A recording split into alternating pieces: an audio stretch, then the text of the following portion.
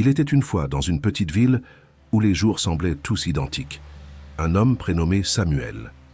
Il se levait chaque matin à 6 heures, buvait le même café, empruntait le même chemin, s'asseyait sur la même chaise et rentrait chez lui avec les mêmes pensées.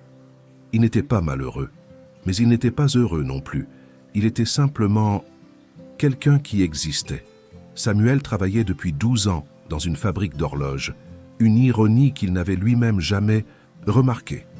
Entouré d'instruments qui mesurèrent le temps, il était précisément la personne qui s'était arrêtée dans le temps. Il avait un vieux rêve, rangé dans un tiroir comme une lettre qui n'avait jamais été envoyée. Il voulait être enseignant. Il voulait apprendre aux enfants à lire. Il voulait voir dans les yeux d'un élève cette lumière qui apparaît lorsque les mots prennent enfin tout leur sens. Mais les années avaient passé, et Samuel avait trouvé des raisons de ne pas agir. « Je n'ai pas l'argent pour étudier. Je suis déjà trop vieux pour changer. Et si j'essaie et que ça ne marche pas ?» Chaque excuse était une chaîne, et il les portait avec une telle habitude qu'il ne ressentait plus leur poids. Un jour, un collègue de travail arriva avec une grande nouvelle. La mairie ouvrait les inscriptions pour un programme de formation d'enseignants bénévoles, gratuit, le week-end, destiné aux adultes souhaitant enseigner dans des communautés défavorisées. Tous ceux qui entouraient en Samuel se réjouirent. Certains plaisantèrent même. « C'est fait pour toi. » Mais Samuel resta silencieux. Ce soir-là, il ne dormit pas. Il fixa le plafond en pensant à tout ce qui pourrait mal se passer.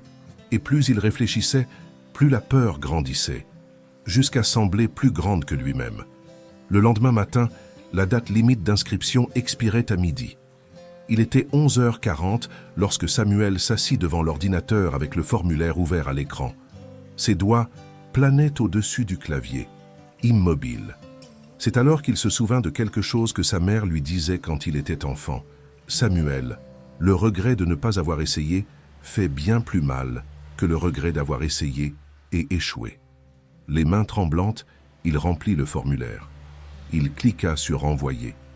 Et pendant un long moment, il resta immobile à fixer l'écran, attendant ressentir quelque chose de grandiose. Mais ce qui vint était simple. Un silence léger, une paix étrange. Comme si une chaîne s'était détachée sans faire de bruit. Dans les mois qui suivirent, Samuel découvrit qu'il n'était pas trop tard. Il découvrit qu'il n'avait pas besoin d'être parfait pour enseigner. Il avait seulement besoin d'être présent. Il découvrit que le premier enfant à qui il apprit à lire le regarda avec une gratitude si pure qu'il pleura sur le chemin du retour. Et il ne pleura pas de tristesse. Il pleura parce qu'il comprit qu'il avait passé des années à attendre le bon moment. Alors que le bon moment n'avait toujours dépendu que d'une seule chose, un seul choix. La vie ne change pas par de grandes révolutions. Elle change par une décision prise dans un moment ordinaire, un jour banal, par quelqu'un qui a choisi d'être courageux l'espace d'une seule seconde. Vous n'avez pas besoin de voir tout le chemin. Vous avez seulement besoin de faire le premier pas.